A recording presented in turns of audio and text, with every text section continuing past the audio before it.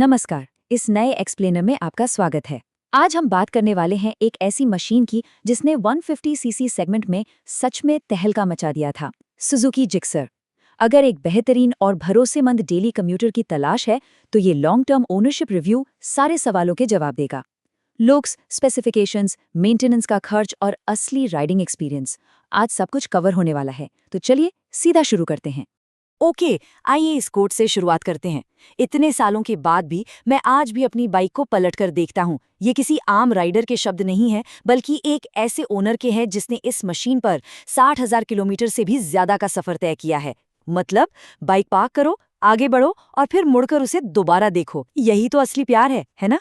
और सच कहूं तो जिक्सर का वो muscular middle weight inspired design आज भी सड़कों पर लोगों का ध्यान खींच ही लेता है। तो इस एक्सप्लेनर में हमारा रोड मैप कुछ ऐसा रहेगा। सबसे पहले सुजुकी जिक्सर का एक क्विक इंट्रोडक्शन, फिर इसका परफॉर्मेंस और राइड कंफर्ट, उसके बाद डिजिटल कंसोल की एक master class, long term maintenance का खर्च और आखिर में कुछ बेहतरीन आफ्टर मार्केट मॉडिफिकेशंस। चलिए शुरू करते हैं। सेक्शन 1, सुजुकी जिक्सर से मिलिए एक मजबूत बुनियाद। और ये तुलना बहुत ही दिलचस्प है। सुजुकी जिक्सर बनाम यामाहा FZ V2.0। जिक्सर अपनी बड़ी GSX-R सीरीज से इंस्पायर्ड है। वो muscular fuel tank, sharp carts और डुअल बैरल एग्जॉस्ट कमाल का लुक देते हैं। अब यामाहा FZ अपनी आरामदायक पिलियन सीट और रिफाइनमेंट के लिए जानी जाती है, ये सच है। लेकिन जब प्योर पावर की बात आती है ना, तो जिक्सर का 14.8 ब्रेक हॉर्स पावर का इंजन और इसका पंच भरा टॉप एंड पूरी तरह से बाजी मार ले जाता है। इसका स्मूथ 5 स्पीड गियरबॉक्स एक अलग ही लेवल का मजा देता है। यही वजह है कि परफॉर्मेंस चाहने वाले अक्सर जिक्सर को ही अपनाते हैं। आइए कुछ जरूरी नंबर्स पर नजर डालते हैं। टॉप स्पीड आराम से 115 से 117 किलोमीटर प्रति घंटे तक पहुंच जाती है और इतनी दमदार परफॉर्मेंस के बाद भी डेली इस्तेमाल में 45 से 50 किलोमीटर प्रति लीटर का बेहतरीन माइलेज मिल जाता है। इसका कर्व वेट सिर्फ 141 किलो है, 160 मिलीमीटर का ग्राउंड क्लियरेंस है और 12 लीटर का फ्यूल टैंक है। मतलब सिटी कम्यूटिंग के लिए ये एक एकदम परफेक्ट और बहुत ही प्रैक्टिकल पैकेज है। अब आते हैं सेक्शन 2 पर, परफॉर्मेंस और राइड कंफर्ट, स्ट्रीट डायनामिक्स। अब ये जो टॉर्क और पावर का कॉम्बिनेशन है ना, ये सच में समझने लायक है। 6000 RPM पर मिलने वाला 14 न्यूटन मीटर का टॉर्क, ये मिड रेंज में इतनी जबरदस्त ताकत देता है कि शहर के भारी ट्रैफिक में ओवरटेक करना बच्चों का खेल लगने लगता है। बार बार गियर बदलने की कोई झंझट नहीं, बस थ्रॉटल खींचिए और बाइक तुरंत रिस्पॉन्ड करती है। बहुत ही अग्रेसिव और मजेदार। डेली राइडिंग के असली एक्सपीरियंस की बात करें तो इसका कम्युनिकेटिव चेसिस एक अलग ही कॉन्फिडेंस देता है। शार्प टर्न्स पर हैंडलिंग एकदम सटीक है और जैसे ही आप 4000 RPM के पार जाते हैं, भाई वाह, इसके एग्जॉस्ट का साउंड किसी शानदार म्यूजिक जैसा लगता है। लेकिन हाँ, ईमानदारी से कुछ खामियों की भी बात कर लेते हैं। इसका सस्पेंशन थोड़ा सा सख्त है, जिससे खराब रास्तों पर झटके महसूस हो सकते हैं। पिलियन सीट भी थोड़ी छोटी है और टर्निंग रेडियस थोड़ा ज्यादा होने के कारण संकरी जगहों पर यू टर्न लेने में हल्की सी एक्स्ट्रा मेहनत लगती है। आगे बढ़ते हैं सेक्शन 3 की तरफ, digital console master class beginners guide. इस बाइक का जो डिजिटल इंस्ट्रूमेंट क्लस्टर है वो बिल्कुल एक स्मार्टफोन के इंटरफेस जैसा लगता है और नए राइडर्स के लिए तो ये किसी खजाने से कम नहीं है। इसमें सबसे इंपॉर्टेंट है टैकोमीटर। आसान शब्दों में समझें तो ये इंजन की रोटेशन स्पीड या RPM को मापता है और 12,000 की लिमिट तक डिस्प्ले करता है। सही RPM पर गियर बदलना सीखना बहुत जरूरी है, इससे इंजन भी स्मूथ रहता है और माइलेज भी बेहतरीन मिलता है। तो सबसे जरूरी पॉइंट है RPM शिफ्ट लाइट को कैलिब्रेट करना। इसे सेट करना बहुत आसान है, बस सिलेक्ट बटन को 2 सेकंड तक दबाकर रखिए, फिर एडजस्ट बटन का इस्तेमाल करके आप इसे 500 RPM के इंटरवल पर सेट कर सकते हैं। अब ध्यान दीजिए, अगर बढ़िया फ्यूल एफिशिएंसी चाहिए तो इसे 4000 RPM पर सेट कर लीजिए और अगर एग्रेसिव या पावर राइडिंग का मजा लेना है तो 7000 RPM एकदम परफेक्ट है। शुरुआती राइडिंग हैबिट सुधारने के लिए ये फीचर बहुत ही काम का है। इसके अलावा भी कंसोल में कुछ बहुत ही एसेंशियल फीचर्स हैं, जैसे गियर पोजीशन इंडिकेटर, जो ये बताता है कि बाइक अभी किस गियर में है या न्यूट्रल में है।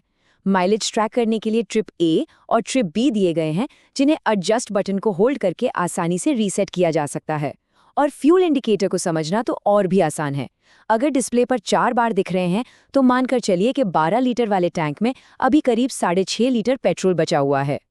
चलिए अब बात करते हैं सेक्शन 4 की, लॉन्ग टर्म मेंटेनेंस का खर्च, असली सच्चाई। 2000 रुपए। जी हाँ, इस एक नंबर पर गौर कीजिए। लेबर कॉस्ट को मिलाकर हर 4 महीने में होने वाली रूटीन सर्विस का औसतन खर्च बस इतना ही आता है। ये सच में इस बाइक को निराभार रूप से किफायती बनाता है।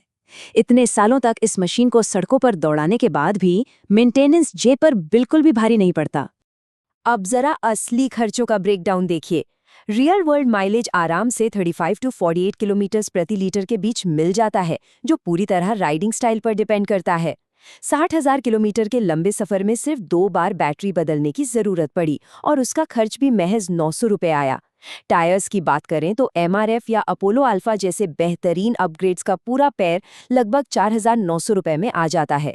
स्पेयर पार्ट्स इतने सस्ते हैं कि सालों साल चलाने के बाद भी ये एक बहुत ही वैल्यू फॉर मनी बाइक साबित होती है। लेकिन इंजन को एकदम तंदुरुस्त रखने के लिए कुछ जरूरी आदतें अपनाना बहुत अहम है। हर 3,000 से 4,000 किलोमीटर पर रेगुलर ऑयल चेंज करवाना और चेन को बार बार ल्यूब करते रहना। बस इतना सा ध्यान रखने से न तो जंग लगता है और ना ही इंजन की परफॉर्मेंस गिरती है। इंजन हमेशा बिल्कुल मक्खन की तरह स्मूथ चलता रहता है। अब आते हैं हमारे आखिरी सेक्शन यानी सेक्शन 5 पर। बेहतरीन आफ्टर मार्केट मॉडिफिकेशंस राइड को और बेहतर बनाएं। चलिए देखते हैं कि कुछ बदलावों के साथ इस बाइक को और कैसे परफेक्ट बनाया जा सकता है। जो थोड़ी बहुत कमियां थी, उन्हें आफ्टर मार्केट मोड से आसानी से दूर किया जा सकता है। अगर आप 45-35 वॉट की ड्यूल हेडलाइट्स लगाते हैं तो उसका खर्च करीब 4,000 रुपये आता है। पिलियन कंफर्ट के लिए स्प्लिट सीट अपग्रेड महज 1,200 रुपये में हो जाता है और इंजन को बेहतर सांस देने के लिए K&N high flow air filter लगभग 2,200 रुपये में लगवाया जा सकता है। ये एक बहुत ही रियलिस्टिक और बजट फ्रेंडली अपग्रेड लिस्ट है। इन मॉडिफिकेशंस का फायदा क्या है? देखिए, खराब स्टॉक हेडलाइट्स को बदलना और स्प्लिट सीट लगाना, ये दोनों बदलाव बाइक की सबसे बड़ी लॉन्ग टर्म कंफर्ट और सेफ्टी से जुड़ी समस्याओं को सीधा सॉल्व कर देते हैं। रात के समय बेटर विजिबिलिटी और डेली कम्यूट में एक्स्ट्रा कंफर्ट के लिए ये बदलाव पूरी तरह से रेकमेंडेड हैं। सच कहूं तो ये राइडिंग एक्सपीरियंस एकदम बदल कर रख देंगे।